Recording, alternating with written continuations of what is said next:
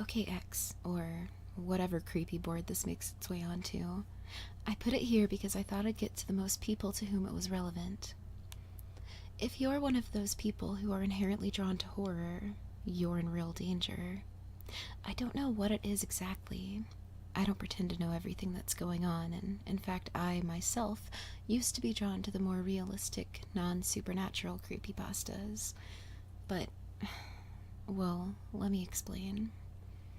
About a year ago, I was up at 3 in the morning. You know, that part of the night where you're so deep into it, it feels like it will never end. Anyway, I was up, clicking around, looking for a good creepypasta I hadn't read before, getting myself really freaked out. You know the feeling, I'm sure. You like the feeling. That's the problem. Anyway, I'm reading, and I hear a pattering sound coming from the kitchen. I had a cat, so I just assumed it was her. But then I glance on my bed, and my cat's there.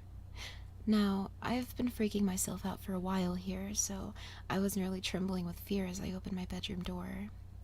I live alone in a single bedroom apartment with just a bedroom, a kitchen, a living room, and a bathroom.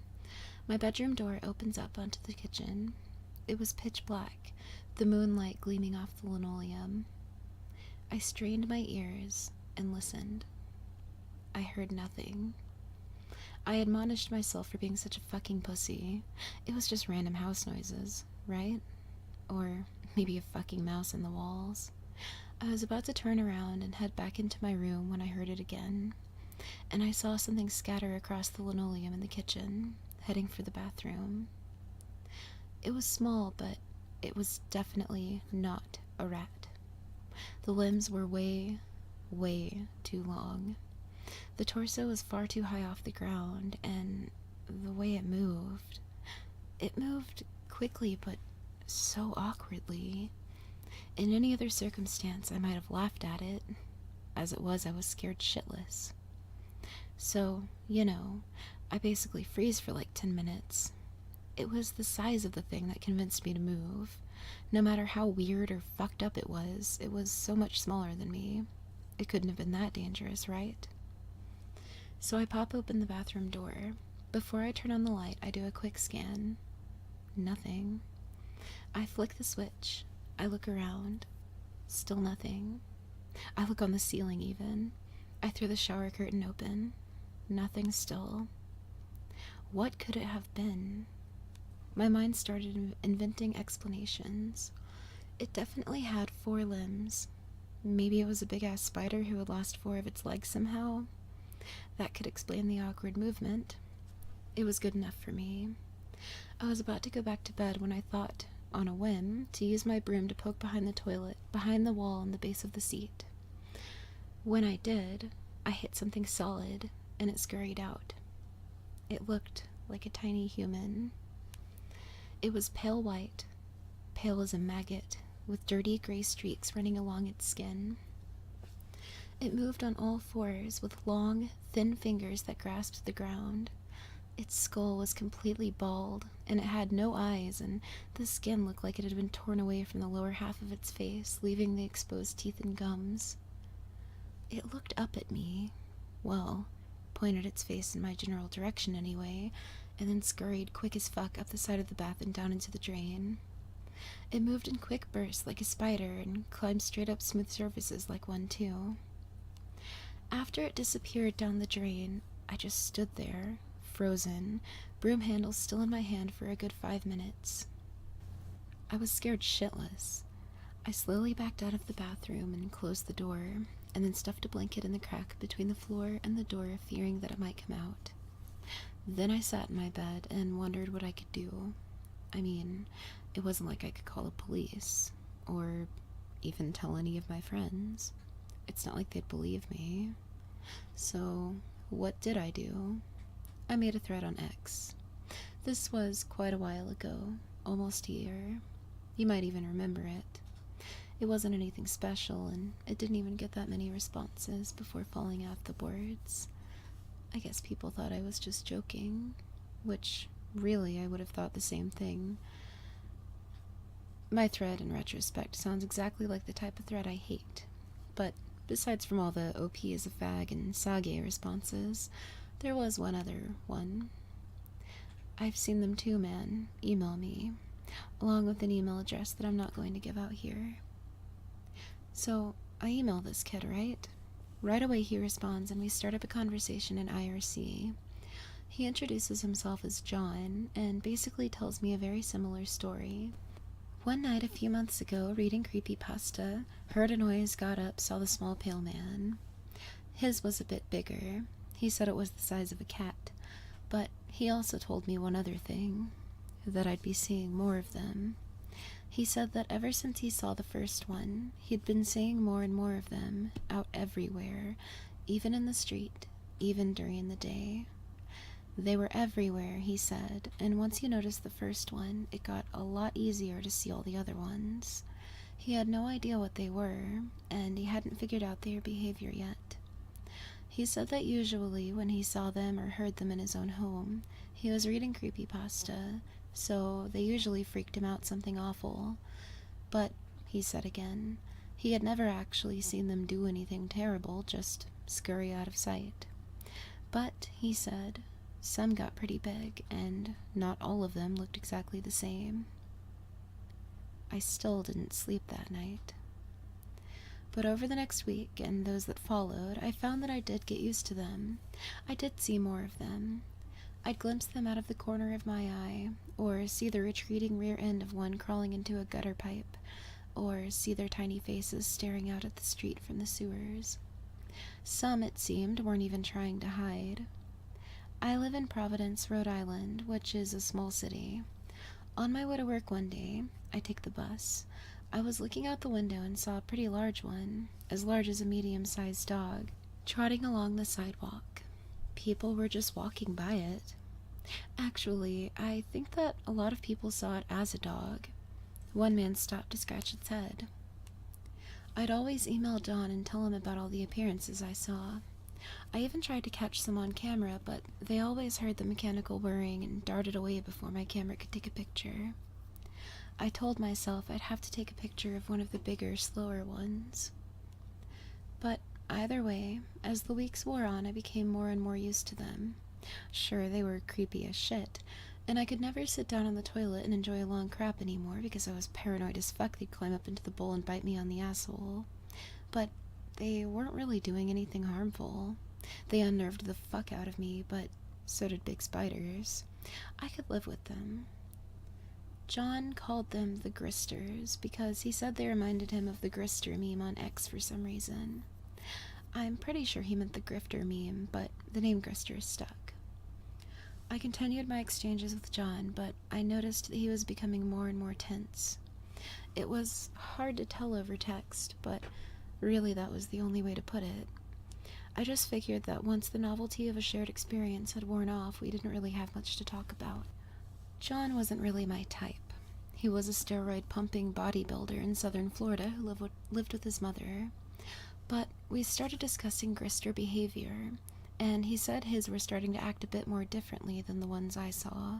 He'd wake up at night and they'd be perched at the end of his bed, staring at him with their eyeless faces. They wouldn't scurry away anymore. He said he woke up one time because one of them had actually started touching his face. That seemed unnerving. This whole time I had been putting out inquiries on the internet to see if anyone else had experienced this phenomenon. I couldn't be the only one. But no one came forward. On X, most of my threads about the subject got saged, so eventually I stopped asking. But I have an inquisitive mind. I wanted to know what these things did, what exactly they were. I wanted to even capture one. I left out food and mouse traps, but none of these things ever went for it. My cat would notice them, though. She'd hiss at them and even chase them a couple of times. All those times I had seen her do that and assumed she was being a dumbass cat, chasing at nothing. One night, I was walking home from work alone. I work at a call center for a police charity, and my house is about 6 miles away. I'd had to stay late, so there was no bus to come pick me up, and I really didn't have all that many friends, so I had to walk. Anyway, I was walking past some old abandoned brick houses. Creepy shit, let me tell you. When I heard some weird, low groan. That's when I happened to notice that there were a lot more gristers than usual here. They were mostly ignoring me, but they were scurrying in and around one particular brick house. The groaning sound seemed to be coming from the alley beside it. Now, a lot of gristers was creepy enough, even without that low groaning noise. What made me decide to investigate? I don't know. Morbid curiosity? I'm always looking for some creepy gore stuff to post on the boards. I thought that maybe the groaning was some kind of wounded animal. So I approached the side of the house, noting that the windows were boarded up. The groaning... I should have known then that it was no animal. It was a low, creaking, gurgling sound. It didn't sound like any fucking animal I knew. So I snuck down the alley, and when I saw what was making the noise, I nearly pissed myself. It was a fat, humongous grister, at least 8 feet wide, completely unable to move, with rolls of fat hanging down over its leg. It had no neck, just 14 chins leading up to its macabre exposed jaw. Dirty drool ran down its chin to cover its obscenely huge belly. Smaller gristers crawled in and out of the rolls of its fat. It rubbed itself with a pudgy claw, making that groaning, gurgling sound, which seemed almost sexual. It was terrible. I know it doesn't sound like it, and objectively I can think that a fat, cooing grister rubbing itself might sound pretty funny, actually, but in the presence of the thing, all I felt was a sick revulsion and disgust. But I kept in mind one thing, that I had been looking for a picture of these things. So I busted out my camera phone and snapped a picture. I wish I hadn't. If I hadn't, I think maybe I could have lasted a little longer. The minute I snapped the picture, the thing stopped groaning and swiveled its head toward me. All the gristers did, in fact. They all started hissing and screaming at me, a horrible fucking sound like rusty nails on a chalkboard. I was thoroughly freaked out. To put things mildly, I lost my shit. I ran out of there as fast as I could, ran all the way home. Gristers didn't seem so harmless to me now. That noise that they had made was straight out of hell. I didn't feel safe with the lights off anymore. I flipped all the lights on, scaring the shit out of my napping cat. I slammed the bathroom door shut and stuffed a blanket around the cracks again. Then I sat down on my bed and looked at the picture I had taken. There it was, clear as day, that huge grister. Just looking at it made me feel sick. Of course I was going to post it on X. I loaded it onto my computer and sent an email to John with the subject, "Will you look at this fat fuck?" Then I immediately came to X and began typing up my thread. Explaining myself, explaining the gristers, explaining the photograph. I was just getting ready to post when John sent me a message. "Yo, don't send this shit to anyone." I stopped. I replied to John, asking him what he was talking about. He told me. He said that he thought he had figured out what was making the gristers around him more hostile. He said that he thought that when they figured out that you could see them, they started getting more aggressive. He showed me scratches he had all down his arm from them clawing at him all night. He said that he'd seen a lot more of the bigger ones hanging around his house at night. They watched him through his window. They knew. They knew he could see them, and they didn't like it. And now I was pretty sure they knew I could see them too. So, what did I do? In the end, I didn't post the picture. I wasn't too intimidated, but it probably saved a lot of you. I didn't want to trigger anyone else into being able to see these guys if it had dangerous consequences down the road. I didn't notice any behavior change right away. For a while, in fact. For about 2 weeks, the gristers acted just the same as they had before. I was beginning to think that John's problem was his own thing, and the gristers didn't know or didn't care that I could see them. And then things started happening so fast. I woke up one night and there were 4 of them, just perched around my bed staring at me. I freaked the fuck out and swept them away, and they just hissed that terrible noise at me and ran away. I emailed this to John, who I hadn't talked to otherwise. He didn't respond. We hadn't talked since I told him about the picture, and even rarely before then. After 2 days, during which the Gristers began touching me in my sleep, I got an answer. John was dead.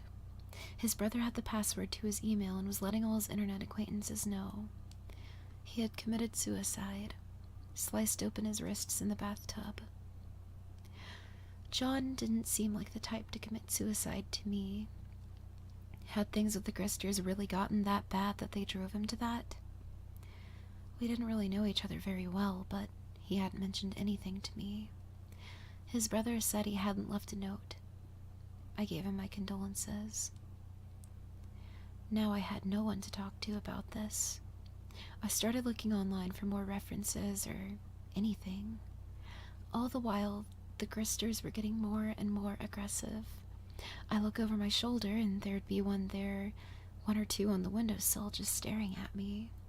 One time, I opened the door to my apartment. I live on the 3rd floor, and there was one about the size of a large dog staggering around at the bottom of the stairwell, pale face flashing in and out of the darkness, baring its teeth in a growl at me, pale limbs flashing as it bounded up the stairs.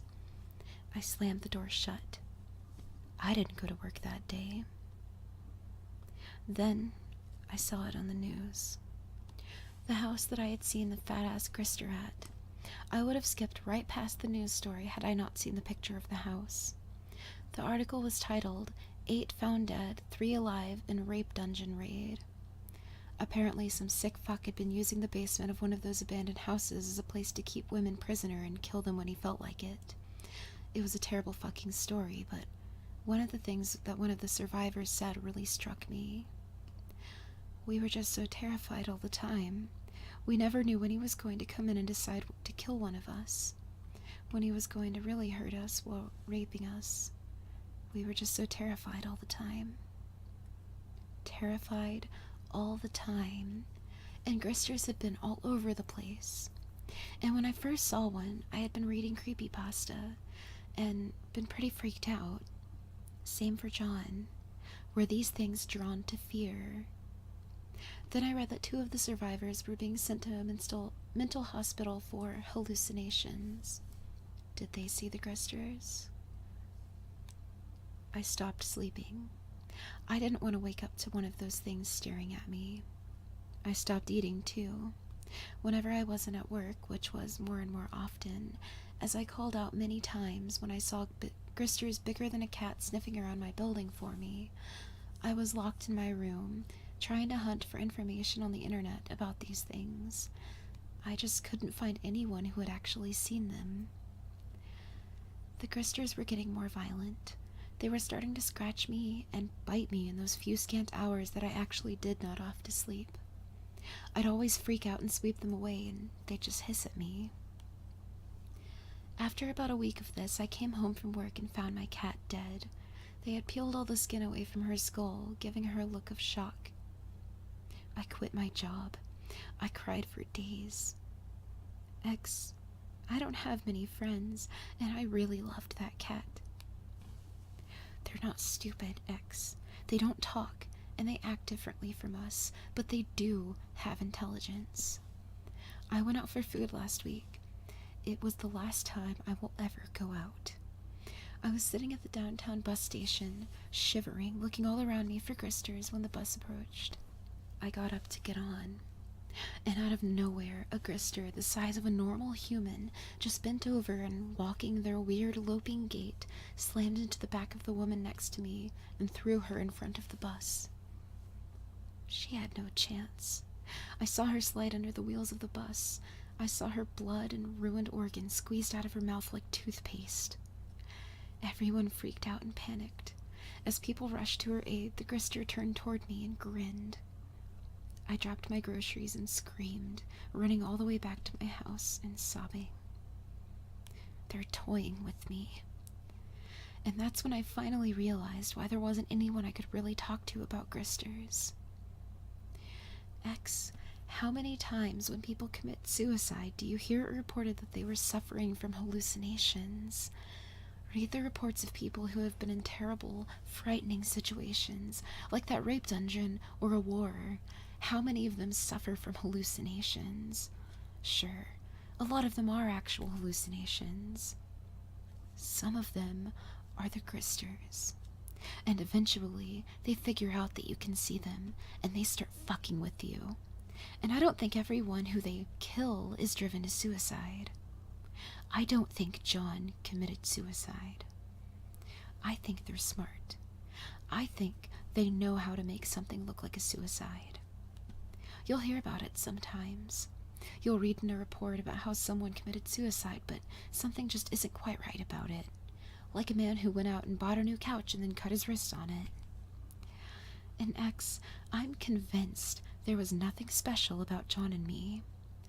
I don't think there's anything special about anyone who sees these things. I think you're just more likely to see them when you're really scared, since that's when they're drawn to you. I can hear them right now. It's about 3 in the morning. It sounds like a really big one is outside of my apartment door. It sounds like it's trying to gnaw its way through the wood. And so I'm taking the easy way out. I'd rather have a nice, sharp knife slice my arms open than have my skin torn by those teeth. So please, this is my warning to you. Stop reading creepypasta. I know you love it. I know you love frightening yourself. But you've got to stop. Every time you read it, every time you get that feeling of dread in your stomach, you're drawing the Gristers to you. And if you don't stop reading, at least, please, never check out those sounds in the house when you do.